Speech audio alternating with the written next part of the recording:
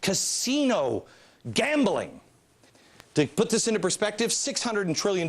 If I take all of the GDP of all nations on planet Earth, how much is it?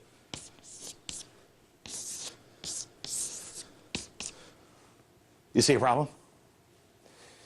The dysfunctional two-party political bomb. How long is that going to work? Parties choose politics over the good of the country. Progressives continue to infect both parties and thwart the Constitution, which leads me to number 20, the coming populist rebellion bomb.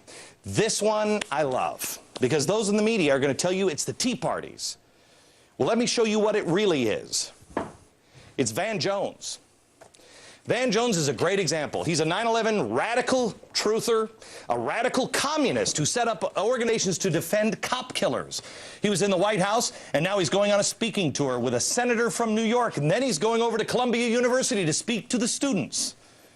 Let me show you what his finished product looks like. It's this. I told you last summer, read this book. It's The Coming Insurection. It's by the Invisible Committee. This is quite possibly the most evil thing I've ever read. And it's about to play out in the streets of Greece.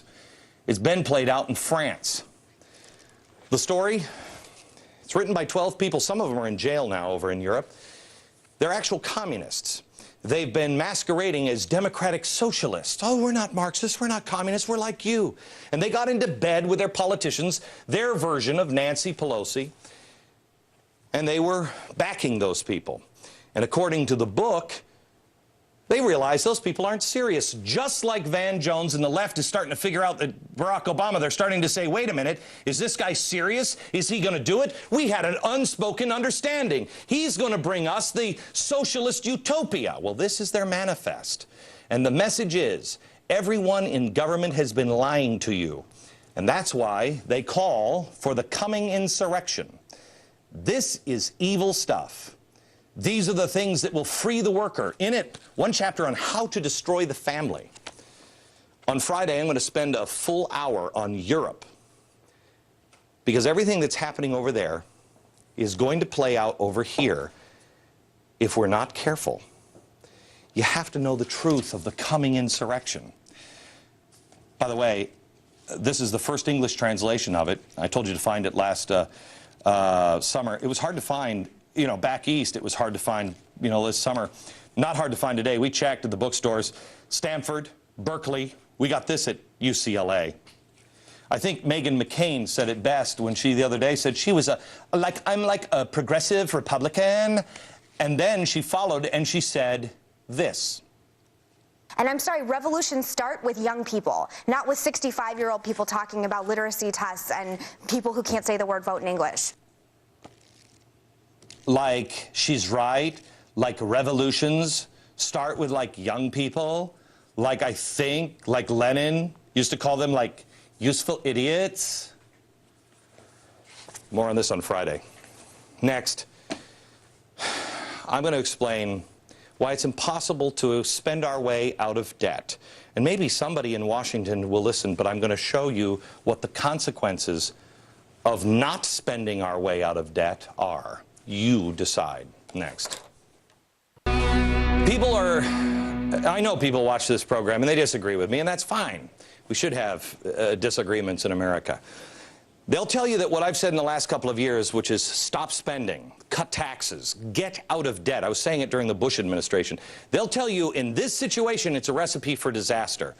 I have to tell you, in all honesty, they're partially right. Why I stick to this is because their solution is much, much worse. We're not looking at any good scenarios anymore. And the longer we wait, the worse it's going to be. The solution they're giving you right now is putting you into fantasy land. And when you wake up from the fairy tale, the bottom falls out. Now, if they were doing this and saying, prepare, prepare, prepare, then it would be okay, maybe. Let me explain. When we go into a recession, you always hear what we're hearing now. You got to spend your way out. Okay. Well, if spending dips, government pumps more money into the system to keep the economy going. Okay? It's reasonable. If this were a normal time, a stimulus package may have worked great. I still wouldn't agree with it, but it may have worked. In this case, 2/3 of the money committed hasn't even been spent yet. 2/3. Why is that? In normal times, our debt may not be a huge problem, but we're not in normal times anymore with our debt. Our debt is huge. It's a gigantic problem because the debt is so massive. I read a story today. We may not mathematically be ever able to pay this debt off. What are we doing to our children? And the debt is getting worse. We know that the deficit from this year is $1.35 trillion, right? Our debt ceiling was just raised. This will cover us for the year, they say, if nothing happens, to $14.3 trillion. Now, you add in our unfunded liabilities, which are $107 trillion. It's even worse. Put those two together, $121 trillion. But it's worse than that. It's worse than that because we have more. Other things that are on the books. Fannie and Freddie Mae, not included in these numbers. Federal budget? No. That's another 6.3 trillion? Okay, got it? This isn't accounted for in Obama's blueprint. Now let me show you exactly how our economy works. We're 70% spending. We don't build anything anymore. We're just consumers. So 70%. So let's say this is our normal economy here. When we go into a recession, you stop spending. And when you stop spending, the economy goes down like that. Okay? Well, if we don't fill this hole with money and bring the spending up to here, people lose their jobs. Businesses close as this falls, and then it becomes a cycle. That's the theory. The theory is you fill the hole. If you don't, you spiral out of control, and you may be in a Great Depression. Well, let me tell you this story. Nobody's ever taught you this story because we came out of it without the spending, without the government intervention. It was the Depression of 1920. No one teaches you about 1920 because we pulled out of it using free market principles. The government didn't fix it. Who did? The people. I'll tell you about it in a second. But let me go back. 70% of our economy is spending. You going out to the mall. The government fills the hole with this spending. This is why George Bush said after September 11th, go out to the mall, spend, live your lives, go on vacation. It keeps everybody employed if you spend. Okay? But it's like, the theory is like you're pushing a car down the hill. Have you ever been, I had crappy cars when I was growing up, and I'm like 20 years old, and I got a car that's got a clutch. It's got to go down the hill, and I'd be pushing it with my foot as it goes down the hill, and you pop the clutch and the engine starts. That's normal. That's normal. Their hope is that this money will pop the clutch, you'll invent something, you'll do something, and the economy will come right back up. Now, this is dangerous in this situation because of all of the debt. We haven't done this. We've done this.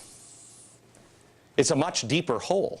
It's much deeper. Remember, this was global catastrophe. You just heard the president say it. We almost had a full global collapse. We were going to have a Great Depression. We had a deeper hole to fill.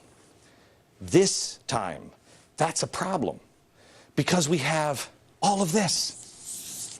How are we going to pay for it? The unfunded promises. We have Grandpa's Viagra and Grandma's hip replacement to pay for. We just raised the